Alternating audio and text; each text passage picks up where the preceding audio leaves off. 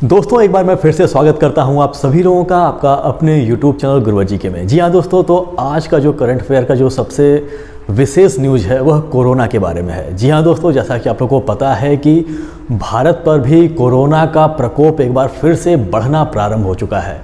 यह एक नया वेरिएंट आया है। जैसे कि चीन और जापान में इस समय बहुत ही स्थिति ख़राब हो चुकी है। हालांकि चीन तो हर खबर को अपने छुपाते रहता है, लेकिन जो भी वहाँ से न्यूज़ निकल के आ रहा है वह काफ़ी भयावह है। जैसा कि आप लोग जान रहे हैं कि जो एक नया वेरिएंट पैदा हुआ है कोरोना का, जो कि BF7 के नाम से है, यह अब प्रसारित होना शुरू हो चुका है। और सामान्य तौर पे ये माना जाता है कि अब जो विशेषज्ञ हैं भारत के, मान लीजिए कोरोना के संदर्भ में जिन्होंने अध्ययन किया है, उनका ये कहना है कि भारत में जो भी कोरोना का जो प्रकोप होता है, जो भी नया वेरिएंट होता है, वह चीन से भारत तक पहुंचने में लगभग 30 से 35 दिन का समय लगाता है। यह पुराने आंकड़ों पे आधारित है। जैसा कि आप जानते हैं कि सबसे पहले कोई भी जो वेरिएंट होता है वो सबसे पहले चीन में ही प्रारंभ होता है। चीन से प्रारंभ होकर वो मुख्य रूप से जापान या उसके आसपास के कुछ देशों में फैलता है, फिर पश्चिमी देशों से होते हुए वह भारत पहुँचता है और यह सफ़र उसे तय करने में लगभग 30 से 35 दिन का समय लग जाता है। और आज से 10 से 15 दिन पहले ही यह प्रारंभ हो चुका है चीन में। तो आप ये मान सकते हैं कि जनवरी के मध्य तक यह भारत पे भी अपना प्रकोप जमा सकता है। इसका जो नाम है, जैसा कि मैंने बताया, वह BF7 है। असल में हमारे यहाँ के जो विशेषज्ञ हैं उनका ये मानना है कि भारत में इसका प्रकोप तो हो सकता है, यानी कि यह वायरस अपना असर तो दिखा सकता है, लेकिन मृत्यु दर उतनी अधिक नहीं होगी। इसके कारणों में उन्होंने बताया कि अब चूँकि बहुत सारे लोगों को जो डोजेज लगी थी, जो कोरोना वैक्सीन लगी थी उन्हें, इसके वजह से उनके शरीर के अंदर एक प्रकार की इम्यूनिटी विकसित हुई है, जिससे कि अब वह उतना अधिक प्रभावित नहीं होंगे, जिससे कि उनकी मृत्यु हो जाए। हाँ, ये आपको परेशान अवश्य कर सकती है, आपका तबीयत खराब हो सकता है और जो भी लक्षण दिखाई देते हैं उससे आप परेशान अवश्य हो सकते हैं, लेकिन हो सकता है कि मृत्यु उतनी अधिक ना हो। लेकिन फिर भी हमें सचेत रहना होगा, क्योंकि भविष्य में क्या होने वाला है या फिर क्या प्रभाव यह भारत के लोगों पे दिखाएगा, ऐसा कुछ कहा नहीं जा सकता है। हो सकता है कि जो वैक्सीन हमें लगा हो वह किसी दूसरे वेरिएंट पे काम करता हो और यह जो नया वेरिएंट है उस पर यह काम न करता हो। तो देखिए क्या है, इसका क्या मामला है और आगे क्या होता है। फिलहाल अभी हमें सतर्क रहने की आवश्यकता है और हम आपके साथ बने रहेंगे और इसके संदर्भ में जो भी नई खबरें निकल कर सामने आएंगी, जो आपकी परीक्षा के दृष्टिकोण से भी महत्वपूर्ण होगी, उसे हम जरूर दिखाने का प्रयास करेंगे। आज हम उस खुशखबरी के बारे में बात करने वाले हैं जो भारत ने हासिल किया है। जी हाँ दोस्तों, जैसा कि आप लोगों को पता है कि भारत ने जो कोरोना का वैक्सीन था उसका भी इजाद किया था भारत ने, और हम सब ने उसका प्रयोग भी किया था। तो उसी के संदर्भ में, यानी कि कोरोना वैक्सीन के संदर्भ में ही एक खुशखबरी है, और वो ये है कि यहाँ पे एक नए प्रकार के वैक्सीन का निर्माण किया गया है, जिसे हम नेज़ल वैक्सीन के नाम से जानते हैं। जी हाँ दोस्तों, नेज़ल वैक्सीन मुख्य रूप से ऐसा वैक्सीन होता है जिन्हें हम अपने नाक के द्वारा ले सकते हैं। जैसे कि आई ड्रॉप या ईयर ड्रॉप नहीं होता है, बस उसी प्रकार से हम अपने नाक में 2 या 3 बूंद डालकर उस वैक्सीन को ले सकते हैं। अभी तक का जो वैक्सीन था, जैसे कि कोविशील्ड हो गया या फिर कोवैक्सीन हो गया, वह सभी के सभी हम मांसपेशियों में अपने हाथों में लगवाते थे, इंजेक्शन के माध्यम से लेना पड़ता था। लेकिन अब इस बात की समस्या नहीं है, अब किसी प्रकार की तकलीफ उठाने की आवश्यकता नहीं पड़ेगी, बस आपके नाक के माध्यम से ही यह वैक्सीन आपको दिया जा सकता है। इसके बारे में चलिए कुछ और जानकारी हासिल करते हैं। ये जो एक कंपनी है भारत की, जो कि भारत बायोटेक कंपनी है, जो मुख्य रूप से कोवैक्सीन का भी निर्माण की थी। जी हाँ दोस्तों, जो कोवैक्सीन था हमारा, जो एक कोरोना वायरस का जो एक वैक्सीन था, इसी कंपनी ने बनाया था, यानी कि भारत बायोटेक ने ही बनाया था। और इसी भारत बायोटेक ने भी इस नेज़ल वैक्सीन का भी निर्माण किया है। इस नेज़ल वैक्सीन का जो नाम है वह इनकोवैक है। जी हाँ दोस्तों, ध्यान से सुनिएगा, इसका जो नाम है वह इनकोवैक है। और महत्वपूर्ण बात यह है कि जिनकी भी उम्र 18 साल से ऊपर की है वह इस वैक्सीन को आराम से ले सकते हैं। इसका ट्रायल भी हो चुका है और इसका असर भी लोगों पे देखा जा चुका है कि यह प्रभावशाली भी है। और सामान्य तौर पे यदि मैं बात करूँ इसके मूल्य की कि कितना रुपए आप लोगों से लिया जाएगा, तो सामान्य रूप से जो सरकार ने तय किया है प्राइवेट संस्थाओं यानी कि प्राइवेट अस्पतालों में आप लोगों को 800 रुपये देना होगा और साथ में आप लोगों को GST भी अदा करना होगा इस वैक्सीन के लिए। और सरकारी अस्पतालों में आप लोग को 325 रुपये केवल अदा करना होगा और साथ में आप लोग को GST भी देना होगा। सामान्य तौर पर भी खबर निकल के आ रही है कि हो सकता है कि सरकारी अस्पतालों में एक मुहिम के तहत भारत सरकार इस कोरोना वैक्सीन को भी फ्री कर दे, यानी कि जैसे अभी तक हमें एक मुहिम के तहत फ्री में कोरोना वैक्सीन लगाया जाता था सरकारी अस्पतालों में, हो सकता है कि इसमें भी ऐसे ही किया जाए। देखिए, सबसे बड़ी समस्या ये है कि यदि हम डोजेज़ की बात करें, इसके पहले जो अभी हम डोजेज़ लगवा रहे थे, मुख्य रूप से 2 डोजेज़ लगभग सभी लोगों ने लगवाया और जो तीसरा डोज लग रहा था जो कि बूस्टर डोज के नाम से जाना जा रहा था, वो भी बहुत लोगों ने लगवाया है। यदि हम आंकड़ों की बात करें तो भारत के संदर्भ में 97% लोगों ने पहला डोज लगवा लिया है। यदि दूसरे डोज की बात करें तो भारत के 90% लोगों ने इस कोरोना वैक्सीन को लगवा लिया है, दूसरे डोज को अपना ले लिया है। लेकिन बूस्टर डोज की बात करें तो अभी तक केवल 27% लोगों ने ही उसे लिया है। यही कारण है कि सरकार हो सकता है कि ये जो नेज़ल वैक्सीन है, जो नाक के द्वारा वैक्सीन लिया जाने वाला है, इसे हो सकता है कि मुफ्त कर दे लोगों के लिए। आप सरकारी अस्पतालों में जाकर इसे लगवा सकते हैं। अभी देखिए, खबर कोई आता है तो उसके बारे में आप लोग को जानकारी दी जाएगी। तो दोस्तों, ये था हमारे नेज़ल वैक्सीन के बारे में।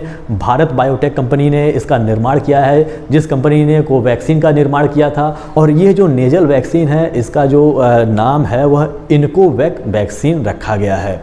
और एक ख़ास बात और है कि जिन्होंने बूस्टर डोज ले लिया है उसे यह वैक्सीन लेने की आवश्यकता नहीं है, वह खुद ही इतने मजबूत हो चुके हैं, उनके अंदर एक प्रकार की इम्यूनिटी बन चुकी है कि वह यदि न लें तो कोई भी समस्या उत्पन्न नहीं होगा। तो चलिए दोस्तों, हम थोड़ा सा जान लेते हैं वायरस के बारे में और ख़ासकर कोरोना वायरस के बारे में। और यह जानना इसलिए ज़रूरी है क्योंकि आजकल तमाम परीक्षाओं में इससे संबंधित यानी कि समसामयिक घटनाओं के अंतर्गत इस प्रकार के प्रश्न पूछे जा रहे हैं। इसलिए यह जानना ज़रूरी है, आपको वायरस के बारे में पता होना चाहिए और ख़ासकर कोरोना वायरस के बारे में भी पता होना चाहिए। सबसे पहले हम बात करते हैं कि आखिर वायरस है क्या। यदि हम वायरस की बात करें तो जो वायरस है वह मृत और जीव प्राणियों के बीच की सीमा रेखा कही जाती है। और ऐसा इसलिए है क्योंकि वायरस के अंदर जो गुण मौजूद होता है वह कभी कभी एक सजीव की तरह बर्ताव करता है और कभी कभी एक निर्जीव की तरह बर्ताव करता है। जी हाँ दोस्तों, जब उसे एक विशेष परिस्थिति मिलती है तो वह जीवित हो जाता है, यानी कि वह एक जीवित प्राणी की तरह व्यवहार करना प्रारंभ कर देता है। लेकिन जब उसे परिस्थिति नहीं मिलती है, एक अनुकूल परिस्थिति नहीं मिलती है, तो वह मृत पड़ा रहता है, एक मृत वस्तु की तरह कई दिनों तक वह वैसे ही मृत पड़ा रहेगा। एक क्रिस्टल के रूप में वह कहीं पे भी पड़ा रह सकता है और फिर जब वो किसी के संपर्क में आएगा, जब उसे अनुकूल परिस्थिति मिलेगी तो एक बार फिर से वह सक्रिय हो जाता है। इसीलिए हम जो ये वायरस हैं, इस वायरस को जीवन और मृत्यु के बीच की कड़ी मानते हैं, जीव और मृत्यु के बीच की सीमा रेखा मानते हैं। जो वायरस है वो मुख्य रूप से लैटिन भाषा का एक शब्द है जिसका अर्थ होता है जहर। अब चूंकि वायरस जो है वह लोगों को हमेशा नुकसान पहुंचाते आ रही है, इसीलिए इसका जो नाम है वह वायरस रखा गया, जो कि लैटिन भाषा के जहर का एक प्रतिरूप है। यदि हम वायरस के आकार की बात करें तो वायरसों का जो आकार होता है वह मुख्य रूप से 18 नैनोमीटर से लेकर 400 नैनोमीटर तक होता है। यानी कि यदि बात किया जाए बैक्टीरिया की, तो बैक्टीरिया से ये बहुत अधिक छोटे होते हैं। ये जो वायरस होते हैं ये मुख्य रूप से कोशिकाओं के यानी कि किसी भी जीव के कोशिकाओं से शक्ति प्रदान करने का कार्य करते हैं, यानी कि वहीं से यह शक्ति ग्रहण करते हैं और वहीं से इनका पूरा जो ऊर्जा प्राप्त होता है वो उसी कोशिका से प्राप्त होता है और कोशिका को ये धीरे धीरे नष्ट कर देते हैं, जिससे कि व्यक्ति को या फिर किसी भी जीव को बहुत अधिक नुकसान होता है। यहाँ तक कि बहुत सारे जो वायरस होते हैं उसके प्रकोप से लोगों की मृत्यु भी हो जाती है। अब हम बात करते हैं कोरोना वायरस क्या है इसके बारे में। यदि हम कोरोना वायरस के आकार की बात करें तो इसकी जो आकार है वह 120 नैनोमीटर से लेकर 160 नैनोमीटर तक है। यह मुख्य रूप से आरएनए वायरस है और यह जीवों के यानी कि मुख्य रूप से मनुष्यों के शरीर में निवास करने वाला एक वायरस है। चलिए बात करते हैं इसके नामकरण को लेकर। इसका नामकरण काफ़ी प्रसिद्ध है। इसके नामकरण को लेकर इसका कई सारा नाम रखा गया और समय समय पे इसके नाम में बदलाव भी किया गया। तो इसका नामकरण कैसे किया गया इसके बारे में हम बात करते हैं। यदि हम इस वायरस के यानी कि कोरोना वायरस की बात करें तो इसका जो सबसे पहला नाम रखा गया था उसे nCoV 2019 रखा गया था, यानी कि नोवल कोरोना वायरस 2019 रखा गया था, क्योंकि 2019 में यह हमारे सामने आया था, इसलिए इसका नाम nCoV 2019 था। अब चूंकि यह एक नया वायरस था, इसके बारे में कुछ भी जानकारी नहीं थी, इसलिए इसका जो नाम रखा गया वह नोवल कोरोना वायरस 2019 रखा गया। बाद में इसका जो नाम था वह SARS-CoV-2 रखा गया। सार्स इसलिए इसका नाम रखा गया क्योंकि इस वायरस के जब आप गुणों को देखेंगे, इसके थोड़ा सा प्रकृति पे आप अध्ययन करेंगे तो आपको इसका जो स्वरूप है वह सार्स जो वायरस है उसके स्वरूप ही दिखाई देगा, इसीलिए इसे SARS-CoV-2 कहा गया। बाद में इसे बहुत सारे मतलब राजनीतिक गतिविधियों के कारण इसका नाम चीनी वायरस भी रखा गया या फिर वुहान वायरस के नाम से भी जाना गया। मुख्य रूप से जो अमेरिका के पूर्व राष्ट्रपति थे डोनाल्ड ट्रंप, उन्होंने इसका नाम चीनी वायरस या फिर वुहान वायरस रखा था। हालांकि जो WHO है, हमारी जो संस्था है वर्ल्ड हेल्थ ऑर्गेनाइजेशन की, उसने इसकी भर्त्सना की थी और कहा था कि हम किसी भी आधार पे, यदि हमारे पास कोई प्रमाण नहीं है तो इस आधार पे हम किसी देश के नाम से इस वायरस को नहीं जोड़ सकते हैं। बाद में इसका जो नाम रखा गया था, जो कि आधिकारिक नाम है और जो प्रमाणित नाम है, वह कोविड-19 रखा गया था। कोविड-19 जो नाम रखा गया था वह WHO यानी कि वर्ल्ड हेल्थ ऑर्गेनाइजेशन यानी कि विश्व स्वास्थ्य संगठन के द्वारा ही रखा गया था। इसका अपना एक अलग मतलब है, यानी कि कोविड को यदि आप अलग अलग भागों में बांटेंगे तो यहाँ पे जो को है इसका अर्थ होता है कोरोना, वी का अर्थ होता है वायरस और डी का अर्थ होता है डिजीज़ यानी कि बीमारी। और यहाँ पे जो 19 है वह यह बताता है कि इस बीमारी को सबसे पहले 2019 में मुख्य रूप से 31 दिसंबर 2019 को इसकी खोज हुई थी, इसके बारे में जानकारी मिली थी, इसलिए इसका जो नाम रखा गया था वह कोविड-19 रखा गया था। जी हाँ दोस्तों, जहाँ पे को का अर्थ है कोरोना, वी का अर्थ है वायरस और डी का अर्थ है डिजीज़। चलिए बात करते हैं कोविड-19 के संक्रमण के लक्षणों के बारे में। इसका लक्षण क्या होता है, यानी कि यदि किसी व्यक्ति को कोरोना हो जाता है तो उसके शरीर पे क्या प्रभाव दिखाई देते हैं, उसके शरीर में क्या बदलाव दिखाई देते हैं।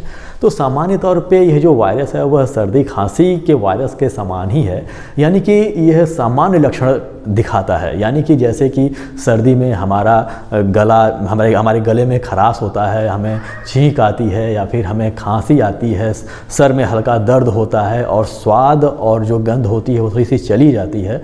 और सामान्य तौर पे जो हमारा श्वसन तंत्र होता है वह कोविड जो ये कोरोना वायरस है इससे प्रभावित होता है, हमारा श्वसन तंत्र, और इसलिए व्यक्ति की कई बार मृत्यु भी हो जाती है। तो ये सामान्य लक्षण थे, यानी कि जो सर्दी खांसी के लक्षण है वही इसी प्रकार के सामान्य लक्षण इसमें भी हमें देखने को मिलते हैं। दूसरा बात यह है कि कोरोना वायरस फैलता कैसे है। तो कोरोना वायरस मुख्य रूप से हवा के माध्यम से फैलता है और ये मुख्य रूप से हमारे शरीर के अंदर प्रवेश करने का जो उसका द्वार है वो हमारा मुख हो गया, हमारी नाकें हो गई या फिर हमारे आँख हो गए, ये इसी के द्वारा फैलाया भी जाता है और इसी के द्वारा मनुष्यों के द्वारा ग्रहण भी किया जाता है। सामान्य तौर पर यदि कोई व्यक्ति संक्रमित है, यदि वह सार्वजनिक के स्थानों पे छींकता है या फिर खांसता है, तो जब आप देखेंगे कि जब हमें छींक आती है, फिर जब हमें खांसी आती है तो बहुत सारे छोटे छोटे कण हमारे मुख से बाहर निकल के प्रसारित हो जाते हैं इधर उधर और वो जाके इधर उधर चिपक जाते हैं। अब कोई ऐसा व्यक्ति जो स्वस्थ है वह उस छींक के जो छोटे छोटे बूंद हैं यदि उसके संपर्क में आ जाता है, यदि वो उसे छू लेता है और फिर वो अपने नाक से वो अपने मुँह को साफ कर लेता है, अपनी आँखों को रगड़ता है या फिर किसी भी तरीके से यदि उसके संपर्क में आ जाता है, उस बूंदों के संपर्क में आ जाता है, तो वो भी व्यक्ति कोरोना वायरस से प्रभावित हो जाता है। अब हम बात करते हैं इसके बचाव को लेकर कि कोविड-19 से ऐसे कैसे बचा जा सकता है। तो आप लोग को पता ही है कि 2019 के बाद की ये भयंकर बीमारी रही है, एक महामारी के रूप में हमारे सामने आया था ये, और इसके बचाव के बारे में आप लोग बहुत अधिक जानते होंगे और फिर भी हम इसके बारे में जान लेते हैं क्योंकि उसका प्रकोप फिर से आने वाला है, इसलिए हमें फिर से सतर्क रहना होगा। सबसे पहले तो आप लोग मास्क लगाया करिए, यानी कि मास्क का प्रयोग किया करिए।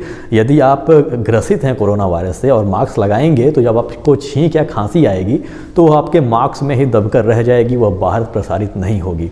और यदि आप स्वस्थ हैं तो भी आपको मास्क लगाना चाहिए ताकि यदि किसी संक्रमित व्यक्ति के संपर्क में आप आते हैं तो मास्क से आपका बचाव हो सके, या फिर यदि आप किसी यदि आपका हाथ संक्रमित हो चुका है तो उसे यदि आप मुंह पे गलती से ले भी जाते हैं तो वह आपके मुख में प्रवेश ना कर पाए या फिर नाक के माध्यम से आपके शरीर में प्रवेश ना कर पाए। दूसरी चीज़ है कि सार्वजनिक स्थानों पे जाने से बचें, यदि बहुत ज़रूरी हो तभी जाएं। तीसरी बात यह है कि लोगों से दूरी बनाकर रखें, यानी कि दूर से ही वार्तालाप करें। और तीसरी बात यह है कि यदि आप सार्वजनिक स्थानों पे जाते भी हैं तो आप ऐसे चीज़ों को छूने से बचें जो सार्वजनिक रूप से हर कोई प्रयोग करता है, जैसे किसी प्रकार का हैंडल हो गया या फिर किसी प्रकार का रेलिंग हो गया, इन सभी चीज़ों को छूने से बचना चाहिए। और चौथी बात यह है कि अपने सेहत को बनाए रखिए, यानी कि अपने इम्यून सिस्टम को और अधिक मजबूत करिए। विभिन्न प्रकार का, जैसे कि यहाँ पे दवाइयाँ भी चल रही हैं, बहुत सारे जड़ी बूटियाँ भी आ गई हैं, काढ़े आ गए हैं, इन सभी चीज़ों का सेवन करिए तो आप इससे बच सकते हैं। दोस्तों, हमारा जो अगला भाग होगा वो भी कोरोना के ऊपर ही होगा। अगले भाग में हम और भी जानकारी लेकर आएंगे आपके लिए। तो आशा करता हूँ कि आज की वीडियो आप लोग को समझ में आ गई होगी और वीडियो अच्छा भी लगा होगा। यदि अच्छा लगा और जानकारी आप लोग को समझ में आई और अच्छा लगा तो इसे प्लीज़ शेयर कर दीजिए अपने दोस्तों के साथ, ताकि उन्हें भी यह जानकारी मिल जाए। जी हाँ दोस्तों, तो हमारे साथ बने रहने के लिए बहुत बहुत धन्यवाद। यदि वीडियो अच्छा लगा तो इसे लाइक कर दीजिए, हमारे चैनल को सब्सक्राइब कर दीजिएगा और बेल आइकन भी प्रेस कर दीजिएगा, ताकि जब हम नई वीडियो लेकर आएँ तो उसकी जानकारी आपको हो सके। तो हमारे साथ बने रहने के लिए बहुत बहुत धन्यवाद।